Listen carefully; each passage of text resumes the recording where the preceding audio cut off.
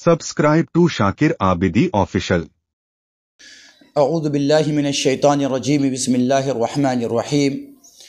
لا يحب اللہ الجہر بالسوء من القول الا من ظلم۔ یہاں سے چھٹا پارہ شروع ہو رہا ہے۔ اللہ تبارک و تعالیٰ اس میں بہت پیاری بات ارشاد فرما رہے ہیں کہ اگر کوئی بری بات پکار کر کہے، کوئی بات خواہ شور مچا کر کہے، اللہ تبارک و تعالیٰ کو یہ بات پسند نہیں ہے۔ ہاں، اگر کسی پر ظلم کیا گیا ہے تو ظلم کے خلاف آواز اٹھانے کو اللہ تبارک و تعالیٰ پسند کرتا ہے۔ اس آیت سے یہ بات صاف سمجھ میں آتی ہے کہ ظلم کے خلاف آواز اٹھانی چاہیے۔ الا من ظلم، جس پر ظلم کیا گیا ہے اس کو چاہیے کہ وہ پکارے، اس کو چاہیے کہ وہ پروٹیسٹ کرے، اس کو چاہیے کہ وہ ظالم کے ظلم کو لوگوں کے سامنے لائے، اس کو چاہیے کہ ظالم کے ظلم کو لوگوں کے سامنے بیان کرے۔ اور ظالم کی اس غلطی کو بیان کرنا یہ غیبت میں شامل نہیں ہے، یہ اس کی برائی کرنے میں شامل نہیں ہے، بلکہ یہ لوگوں کے سامنے اس سچائی کو پیش کرنے میں شامل ہے جس سچائی کو جان کر لوگ اس کے ظلم سے محفوظ رہ سکیں گے۔ تو اللہ تبارک و تعالیٰ نے اس آیت میں اس بات کا اشارہ کیا ہے کہ جو قومیں، جو جماعت، جو فرد کسی کے بھی ظلم کا شکار ہو، اس کو چاہیے کہ خاموش نہ بیٹھے۔ ظلم جس طرح سے کرنا غلط ہے، ایسے ہی ظلم سہنا غلط ہے۔ تو اگر کوئی کسی پر ظلم کرتا ہے تو اسے چاہیے کہ ظالم کے خلاف پوری طاقت کے ساتھ کھڑا ہو، اس کو چاہیے کہ ظالم کے خلاف جتنی آواز اٹھا سکتا ہو وہ اٹھائے۔ آج ہمارے ملک میں اور پوری دنیا میں اکثر مظلوموں کو پیس دیا جاتا ہے اور اس کی کوئی آواز تک اٹھانے والا نہیں ہوتا ہے۔ تو اگر اللہ نے آپ کے پاس بھی یہ طاقت رکھی ہے کہ آپ پر کوئی ظلم نہیں کر رہا ہے لیکن آپ مظلوم کی آواز اٹھا سکتے ہیں، تو اس کی آواز بنیے اور اس کی آواز اٹھائیے۔ آگے اللہ تبارک و تعالیٰ نے حضرت عیسیٰ علیہ السلام کا تذکرہ کیا ہے جو ایک عقیدے کا معاملہ ہے۔ عیسائی کہتے ہیں کہ حضرت عیسیٰ علیہ السلام کو سولی دے دی گئی، یہودی کہتے ہیں کہ عیسیٰ علیہ السلام کو سولی دے دی گئی۔ قرآن کریم کہتا ہے وَمَا قَتَلُوهُ وَمَا صَلَبُوهُ وَلَكِنْ شُبِّهَ لَهُمْ کہ عیسیٰ علیہ السلام کو نہ ہی قتل کیا گیا نہ ہی سولی دی گئی، بلکہ یہ معاملہ ان پر مشتبہ ہو گیا، یہ معاملہ ہی ان کے سمجھ سے باہر ہو گیا۔ ان لوگوں نے حضرت عیسیٰ علیہ السلام کو جب سولی دینے کے لیے قید کر لیا اور ایک کمرے میں لے کر گئے تو اللہ تبارک و تعالیٰ نے معاملہ ایسا کر دیا کہ ان کے جو لوگ تھے، 8 لوگ یا 7 لوگ، ان میں سے ایک آدمی کی صورت اللہ تبارک و تعالیٰ نے حضرت عیسیٰ علیہ السلام کی طرح کر دی اور عیسیٰ علیہ السلام کو آسمان کی طرف اٹھا لیا، اور ان لوگوں نے اپنے ہی ایک آدمی کو سولی دے دی۔ پھر جب بعد میں ان کو ہوش آیا کہ دیکھو بھئی یہ تو عیسیٰ علیہ السلام ہے، کبھی کپڑے تو ہمارے آدمی کے ہیں، تو پھر چلو مان لو کپڑے ہمارے آدمی کے ہیں، تو ہمارے میں جو لوگ تھے وہ ہمیں سے ایک بندہ کدھر ہے؟ تو معاملہ ان پر مشتبہ ہو گیا اور یہ بادشاہ کو صحیح طریقے سے جا کر بتا نہیں سکے کیونکہ ان سارے لوگوں کو پھر سزا دے دی جاتی۔ تو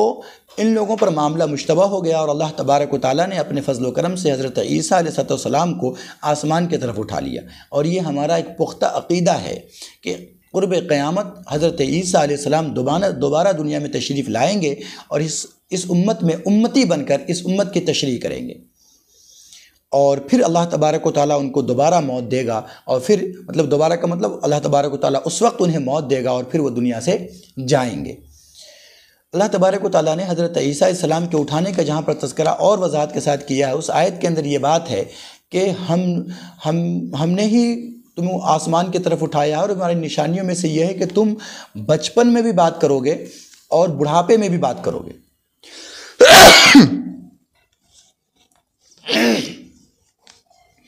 اللہ تبارک و تعالیٰ نے حضرت عیسیٰ علیہ السلام پر جو انعام کیا، ان انعاموں میں یہ تذکرہ بھی کیا ہے کہ تم بچپن میں بھی بات کرو گے اور بڑھاپے میں بھی بات کرو گے۔ تو بچپن میں بات کرنا یہ تو سمجھ میں آتا ہے کہ بچپن میں کوئی بات نہیں کرتا، مگر حضرت عیسیٰ علیہ السلام نے پیدائش کے چند دنوں کے بعد ہی لوگوں سے بات چیت کی تھی، اور ان کے ماں پر جب الزام لگایا گیا تھا تو انہوں نے کہا کہ اتانی الکتاب وجعلنی نبیا، کہ مجھے اللہ تبارک و تعالیٰ نے نبی بنایا ہے اور مجھے کتاب دی، اور میں اللہ کا بندہ ہوں، میری ماں کوئی بدکارہ نہیں ہے، میری ماں نے کچھ غلط نہیں کیا ہے۔ تو بچپن میں بات کرنا یہ بات تو سمجھ میں آتی ہے، مگر بڑھاپے میں تو ہر آدمی بات کرتا ہے۔ پھر حضرت عیسیٰ علیہ السلام کے بات کرنے کو الگ سے قرآن کریم کا ذکر کرنا کیا معنی رکھتا ہے؟ اور پھر یہ بھی کہا کہ بڑھاپے میں بات کرو گے، کہلا بڑھاپے میں بات کرو گے، اور حضرت عیسیٰ علیہ السلام کی جو عمر ہوئی ہے وہ صرف 33 سال ہوئی، تو پھر بڑھاپا تو آیا ہی نہیں ان کو، تو بڑھاپے میں کیسے بات کریں گے وہ؟ تو اس کا مطلب صرف یہ ہے کہ اللہ تبارک و تعالیٰ نے حضرت عیسیٰ علیہ السلام کو آسمان پہ اٹھا لیا ہے، اور پھر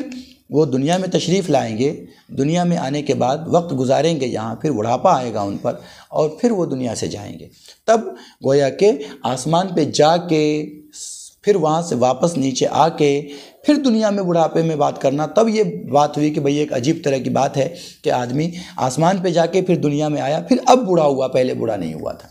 ایک سوال آپ کے ذہن میں ہوگا جو اکثر لیبرل لوگ کرتے ہیں کہ آسمان میں ہیں تو اتنے دنوں سے پھر یہ پاخانہ پیشاب کرنے کے لیے کہاں جاتے ہوں گے، پھر تو پورا گندہ کر دیا ہوگا، نعوذ باللہ من ذالک۔ اس طرح سے مذاق کا سوال یہ لوگ کرتے ہیں، اہل ایمان پر ضرب کرتے ہیں۔ یہ بات سمجھ لینی چاہیے کہ دنیا کی جو نعمتیں ہم کھاتے ہیں، ان نعمتوں کے اندر بہت سی مرتبہ کیا ہمیشہ ان نعمتوں کے اندر اللہ تعالیٰ نے وہ تاثیر رکھی ہے کہ یہ کھانا پورا جسم میں نہیں لگتا، کچھ جسم میں لگتا ہے اور کچھ ویسٹ باہر ہو جاتا ہے۔ جنت کی کوئی بھی چیز ویسٹ نہیں ہے۔ جنت کی نعمت میں اللہ تبارک و تعالیٰ نے وہ خصوصیت رکھی ہے کہ بندہ جب جنت میں ہوگا تو وہاں اس کو پاخانہ پیشاب کی ضرورت پیش نہیں آئے گی، یعنی اخروی جو نعمتیں ہیں وہاں پاخانہ پیشاب کی ضرورت نہیں پڑتی۔ حضرت آدم علیہ السلام جب تک جنت میں تھے تب تک تو انہوں نے کچھ بھی نہیں کیا تھا، بول و براز کی ضرورت نہیں پڑی تھی، پاخانہ پیشاب کی ضرورت نہیں پڑی تھی، لیکن دنیا کا ایک پھل جو اللہ تبارک و تعالیٰ نے جنت میں لگایا تھا، یعنی گندم کا پھل، جب وہ کھا لیا تو ان کو ضرورت پیش آئی تو حضرت آدم علیہ السلام کو دنیا میں بھیج دیا گیا۔ تو جنت میں اگر کسی کو رکھا جائے اور جنت کی نعمتیں ان کو استعمال کے لیے دی جائیں تو وہاں پاخانہ اور پیشاب کی ضرورت پیش نہیں آتی ہے۔ آپ دنیا کے اندر بھی دیکھ لیں کہ کچھ دوائیاں ایسی ہے اگر اس کو ڈال دیا ہے تو آدمی 5 دن تک اس کو پاخانہ پیشاب آتے ہی نہیں ہے۔ تو ظاہر بات ہے کہ جب ایک دوائی کا استعمال کر کے ایک دوا کی یہ تاثیر ہو سکتی ہے کہ وہ 5 دن تک پاخانہ اور پیشاب کو آنے ہی نہ دے، بالکل اس کی ضرورت ہی محسوس نہ ہو، تو اللہ تبارک و تعالیٰ نے جنت کی نعمتوں کے اندر اگر یہ خصوصیت رکھی ہے کہ اس کے کھانے سے یا اس کے استعمال سے پاخانہ پیشاب نہ ہو، تو اس کے اندر کیا بعید ہے؟ آگے اللہ تبارک و تعالیٰ نے اس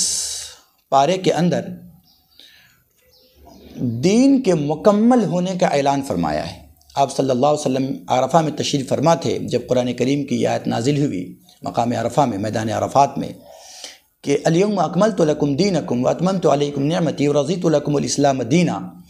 کہ آج ہم نے آپ کے لیے آپ کا دین مکمل کر دیا، اپنی نعمتیں آپ پر مکمل کر دی، اور ہم نے دین کو کمپلیٹ کر دیا اور اس دین کو اپنے لیے پسند کیا۔ تو اس کے اندر اللہ تبارک و تعالیٰ نے دین اسلام کے مکمل ہونے کا حکم نازل فرمایا ہے۔ مفسرین کرام نے لکھا ہے کہ احکام کے اعتبار سے قرآن کریم کی یہ آخری آیت ہے کہ اس کے بعد قرآن کریم میں کوئی حکم نازل نہیں ہوا۔ قرآن کریم کی آیت نازل ہوئی مگر حکم نازل نہیں ہوا، یعنی حلال و حرام جتنی چیزیں تھیں اللہ تبارک و تعالیٰ نے اس کو نازل کر دیا۔ اب جو جتنی بھی چیزیں دنیا کے اندر اب وجود میں آئیں گی وہ اسی قرآن جو اللہ نے ابھی تک نازل کر دیا تھا اس میں، اور اللہ کے نبی صلی اللہ علیہ وسلم کے زبان مبارک سے، چونکہ اللہ کے نبی کی زبان بھی وہی ہے تو زبان مبارک سے جو کہوا دیا تھا انہی دونوں کے اندر دنیا کے سارے مسائل کو ڈھونڈے اور دیکھے جائیں گے۔ اور اگر کسی مسئلے کا وضاحت کے ساتھ اس کے اندر ذکر نہ ہو تو اس کے اندر جو اصول اور جو رول بتائے گئے ہیں،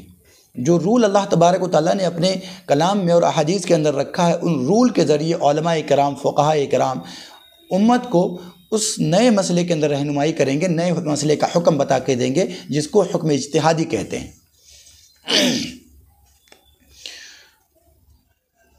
آگے اللہ تبارک و تعالیٰ نے حابیل اور قابیل کا واقعہ ذکر کیا ہے کہ حضرت آدم علیہ السلام کے شریعت کے اندر یہ رول تھا کہ ان کے ہاں جو اولاد ہوا کرتی تھی یہ اللہ تبارک و تعالیٰ کی طرف سے ہمیشہ 2 اولادیں ہوتی تھی، ایک بیٹا اور ایک بیٹی۔ تو ان کی شریعت میں یہ تھا کہ 1 سال میں جو 2 جڑواں بچے پیدا ہوتے تھے، یعنی لڑکا اور لڑکی، یہ دونوں آپس میں حقیقی بھائی ہوتے تھے، اور سال گزرنے کے بعد جب پھر ایک اولاد ہوتی تھی، بیٹا اور بیٹی ساتھ میں 2 اولادیں ہوتی تھی ان کو، تو بیٹا اور بیٹی جب ساتھ میں ہوتے تھے تو یہ دونوں آپس میں حقیقی بھائی بہن ہوتے تھے، اور یہ اس سال کا اور اس سال کا یہ دونوں حقیقی نہیں سمجھے جاتے تھے، یعنی دونوں جو ٹوئنز پیدا ہوتے تھے یہ دونوں آپس میں حقیقی بھائی بہن ہوتے تھے، اور جو دوسرے سال پیدا ہوتے تھے وہ دونوں آپس میں ہوتے تھے، اور یہ اس سال والا اور اس سال والا ان دونوں میں شادی جائز تھی۔ انہیں 2023 میں بچہ بچی پیدا ہوئی، اور پھر 2022 میں، تو 2022 والا لڑکا اور 2023 والی لڑکی، ایسے نکاح ہوتا تھا، اور ایسے ہی 2022 والی لڑکی اور 23 والا لڑکا، ایسے نکاح ہوتا تھا۔ تو اللہ تبارک و تعالیٰ نے حضرت آدم علیہ السلام کو بچے بچی سے نوازا، یعنی حابیل اور قابیل۔ ایک سال میں حابیل اور اس کے ساتھ ایک لڑکی پیدا ہوئی، اور ایک سال میں قابیل اور اس کے ساتھ ایک لڑکی پیدا ہوئی۔ اتفاق سے قابیل کے ساتھ جو لڑکی پیدا ہوئی تھی وہ زیادہ خوبصورت تھی، تو شیطان نے قابیل کو ورغلایا کہ تمہارے ساتھ جو لڑکی پیدا ہوئی ہے یہ زیادہ خوبصورت ہے، تو تم اسی سے شادی کرو، تم اس کے زیادہ حقدار ہو۔ اور قابیل کے اور حابیل کے ساتھ جو لڑکی پیدا ہوئی ہے وہ زیادہ خوبصورت نہیں ہے، تو اس کو کہو کہ وہ اسی سے شادی کر لے۔ تو قابیل نے حضرت آدم علیہ السلام سے کہا کہ میرے ساتھ جو بچی پیدا ہوئی ہے میں اسی سے شادی کرنا چاہتا ہوں۔ تو آدم علیہ السلام نے کہا کہ یہ تو اللہ کا حکم ہے، تو ایسا کرو کہ تم دونوں قربانی کرو، اللہ تعالیٰ جس کی قربانی قبول کر لے گا اس کی بات صحیح سمجھی جائے گی، اور اسی کی شادی اسی کے حساب سے ہوگی۔ تو اس زمانے میں قربانی کا طریقہ یہ تھا کہ جس کے پاس جو کچھ ہوتا تھا وہ لے جا کر ایک پہاڑ پر رکھ دیتے تھے، اور اللہ تبارک و تعالیٰ کی طرف سے ایک آگ آتی تھی اور جلا دیتی تھی اس کو۔ اگر اسے جلا دیتی تھی تو یہ سمجھا جاتا تھا کہ اللہ تبارک و تعالیٰ نے اس کی قربانی کو قبول فرما لیا ہے۔ تو حابیل اور قابیل دونوں نے پہاڑ پر لے جا کر اپنی چیزیں رکھ دی، جو کھانے پینے کی جو چیز بھی ان سے ہو سکا، جو چیز بھی بن پڑا وہ لے جا کر انہوں نے رکھ دی۔ اللہ تبارک و تعالیٰ کی طرف سے ایک آگ آئی اور اس نے قابیل کی چیزوں کو چھوڑ دیا اور حابیل کی چیزوں کو جلا دیا۔ اس کا مطلب یہ ہوا کہ حابیل کی قربانی اللہ تبارک و تعالیٰ نے قبول فرما لی۔ حضرت آدم علیہ السلام نے یہ فیصلہ کر دیا کہ نہیں، چونکہ اللہ تبارک و تعالیٰ نے حابیل کی قربانی قبول کی ہے، اس لیے حابیل کی شادی اسی لڑکی سے ہوگی جو قابیل کے ساتھ پیدا ہوئی، اور قابیل کو اسی لڑکی سے نکاح کرنی پڑے گی، شادی کرنی پڑے گی جو حابیل کے ساتھ پیدا ہوئی ہے۔ یہ بات قابیل کو ناگوار گزری۔ یاد رکھیے، قتل کرنے والا قابیل ہے، قابیل قتل، تو قتل کرنے والا قابیل ہے، تو قابیل کو یہ بات ناگوار گزری، تو اس نے یہ تہیہ کر لیا کہ میں کچھ نہ کچھ ضرور کروں گا۔ شیطان نے اسے پٹی پڑھائی کہ اس کو بھائی کو لے کر جنگل کی طرف جا۔ وہ جنگل کی طرف لے کر گئے، پھر اسے پٹی پڑھائی کہ اسے مار۔ پہلے تو ڈرایا دھمکایا کہ تم اپنے عادت سے باز آ جاؤ، تم اپنے ارادے سے باز آ جاؤ، ورنہ میں تمہیں ماروں گا۔ انہوں نے کہا بھی اگر آپ ہمیں مارو گے بھی تو میں آپ کو مارنے والا نہیں ہوں، میں تو اللہ کا حکم ماننے والا ہوں۔ جب اس نے دیکھا کہ بات نہیں بن رہی ہے تو اس نے پتھر اٹھایا اور پتھر اٹھا کر بھائی کے سر پہ دے مارا۔ حابیل کا انتقال ہو گیا۔ یہ دنیا کا پہلا مرڈر تھا اور پہلی موت تھی۔ قابیل کو یہ پتہ ہی نہیں کہ اب اس لاش کو کرے تو کیا کرے۔ اب وہ بھائی کی لاش کندھے پر اٹھائے ادھر ادھر پھر رہا ہے، جنگل میں پریشان ہے، گھر آئے تو کیسے آئے؟ تو اللہ تبارک و تعالیٰ نے 2 فرشتوں کو کوے کی شکل میں بھیجا، اور یہ دونوں آپس میں لڑنے لگے۔ لڑتے ہوئے آئے اور آنے کے بعد ایک کوے نے دوسرے کو مار دیا۔ جب وہ کوا مر گیا تو دوسرے کوے نے ایک گڑھا کھودا اپنے چونچ سے، اور اس گڑھے کے اندر پہلے کوے کو چونچ سے پکڑ کے دھکیلا اور اوپر سے مٹی سے بند کر دیا۔ یہ کہنے لگا، ہائے افسوس، میں اس کوے سے بھی گیا گزرا ہو گیا کہ میں نے اپنے بھائی کو قتل بھی کیا اور مجھے یہ بھی معلوم نہیں کہ میں اس کو کیا کروں۔ پھر شرمندگی کے ساتھ وہ گڑھا کھودا، اور کھودنے کے بعد اپنے بھائی کو اس کے اندر دفن کر دیا۔ یہاں پر ایک نصیحت یہ ہے کہ عموماً جو گھروں کے اندر لڑائی اور جھگڑے ہوتے ہیں وہ عورتوں کی بنیاد پر ہوتے ہیں۔ پوری دنیا کے اندر جتنے فساد ہوتے ہیں، مرد آپس میں لڑتے ہیں، وہ زیادہ تر اس کی جو سبب بنتی ہے وہ عورتیں بنتی ہیں۔ مردوں کو چاہیے کہ اللہ تبارک و تعالیٰ نے ان کو مرد بنایا ہے، گھر کے اندر 4 بھائی ہے، 2 بھائی ہے، عورتوں کی بات پر اتنا زیادہ ایمان نہ لے آئیں کہ وہ خواہ مخواہ کی بات میں آپس میں دشمنی کر بیٹھے، ایک دوسرے سے لڑ بیٹھے۔ ایسی چیزوں سے احتراز کرنا چاہیے، بچنا چاہیے۔ اس کا یہ مطلب بالکل نہیں ہے کہ عورت کی بات بالکل نہ سنی جائے یا اس کا حق بالکل ادا نہ کیا جائے۔ جائز چیزوں میں ان کی بات سننی بھی چاہیے اور ان کے حقوق کی ادائیگی بھی کرنی چاہیے۔ آگے اللہ تبارک و تعالیٰ نے ڈاکو اور باغیوں کی سزا کا تذکرہ کیا ہے کہ انما جزاء الذین یحاربون اللہ ورسولہ ویسعون فی الارض فسادا کہ جو لوگ اللہ اس کے رسول کے زمین میں فساد مچاتے ہیں، لڑتے ہیں، تو ان کو سزا دی جائے۔ کسی بھی علاقے میں اگر جو اسلامی علاقہ ہو تو اس علاقے میں اگر ڈاکوؤں کا زور ہو اور ڈاکو لوگوں کو پریشان کریں تو اس کے لیے اللہ تبارک و تعالیٰ کی طرف سے شریعت نے 4 سزائیں متعین کی ہیں۔ پہلی بات تو یہ کہ اگر کسی کو مار دیتا ہے، اس کا مال نہیں لوٹتا، صرف مرڈر کر دیتا ہے، جیسے آج کے وقت میں ٹارگیٹنگ کلنگ ہوتی ہے، ٹارگیٹ کلنگ، تو وہ کرتا ہے، صرف کسی کو مار دیتا ہے، اس کا مال نہیں لوٹتا۔ مارنے کے اسباب جو بھی ہوں، کسی نے اس کو سپاری دی ہو، کسی سے پیسے لیا ہو، ذاتی دشمنی ہو، اس کے راز کو اس نے فاش کیا ہو، کچھ بھی ہو، لیکن اس نے اس کو بہرحال جان سے مار دیا ڈاکو نے، تو شریعت میں اس کی سزا یہ ہے کہ اس کو بھی پھانسی دے دی جائے، اس کو بھی سولی پر لٹکا دیا جائے۔ دوسرا آپشن یہ ہے کہ جان سے مار بھی دیا اور مال بھی لوٹ لیا، ڈکیتی کہتے ہیں جس کو، کلنگ اینڈ ڈکیتی، تو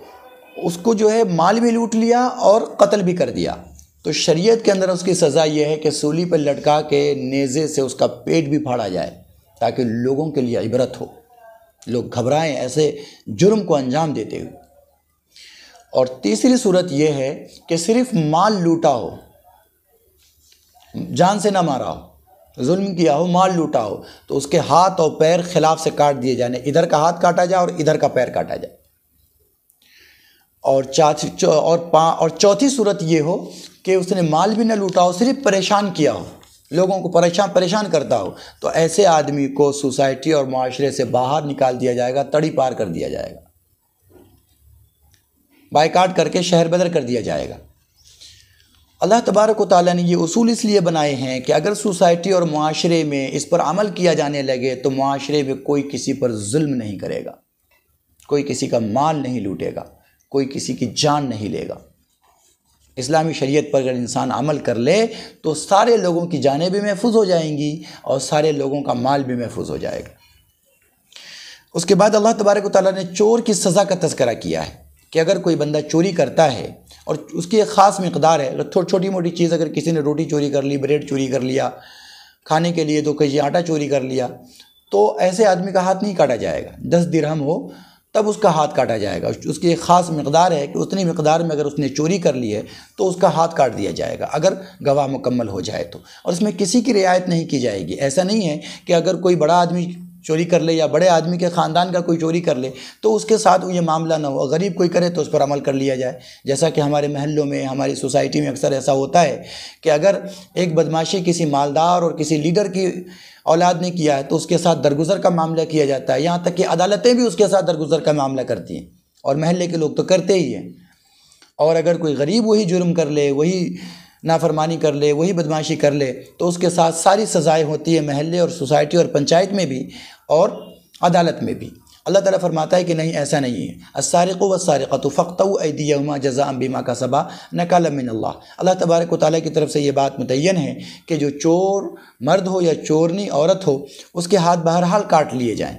اللہ کے نبی صلی اللہ علیہ وسلم نے تو یہ بھی فرمایا کہ اگر فاطمہ بنت محمد بھی چوری کرے تو میں اس کے بھی ہاتھ کاٹ ڈالوں گا۔ اس کے آگے اللہ تبارک و تعالیٰ نے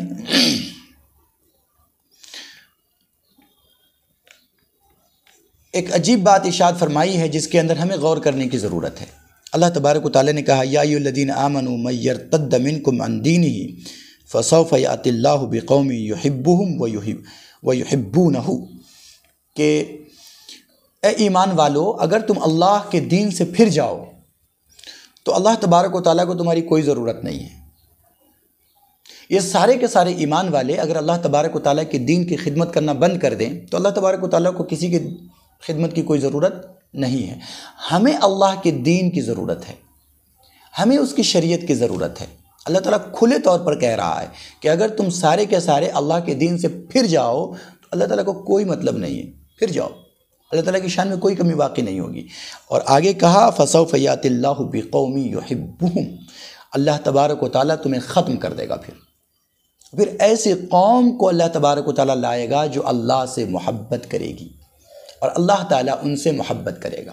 اگر کوئی مال و دولت کی لالچ میں اسلام چھوڑ دیتا ہے، مرتد ہو جاتا ہے، دوسرے مذہب میں چلا جاتا ہے، یا اللہ تبارک و تعالیٰ کی بات نہیں مانتا، ایسے ہی منمانی کرتا ہے، لیبرل ہو جاتا ہے، اللہ تعالیٰ کو کسی کے دین کی کوئی ضرورت نہیں ہے۔ ہم محتاج ہیں اللہ اس کے رسول صلی اللہ علیہ وسلم کے دین کے، ہم محتاج ہیں اللہ اس کے رسول کے، کیونکہ ہمیں مر کر لوٹ کر اسی کی طرف جانا ہے۔ دنیا میں بھی ہم اس کے محتاج ہیں اور آخرت میں بھی ہم اس کے محتاج ہیں۔ اللہ کا دین کسی کا محتاج نہیں ہے، اس لیے اللہ تبارک و تعالیٰ نے کھلے طور پر کہا کہ تم اگر اس دین کی خدمت نہیں کرتے تو اللہ تبارک و تعالیٰ تمہیں ختم کر دے گا، اور اللہ تبارک و تعالیٰ ایسے لوگوں کو لائے گا جو اللہ اور اس کے رسول سے محبت کریں گے، اس کے دین کا کام کریں گے، اور اللہ تبارک و تعالیٰ بھی ان سے محبت کرے گا۔ اس لیے ہم اگر صاحب ایمان ہیں، اللہ نے ہمیں ایمان سے نوازا ہے،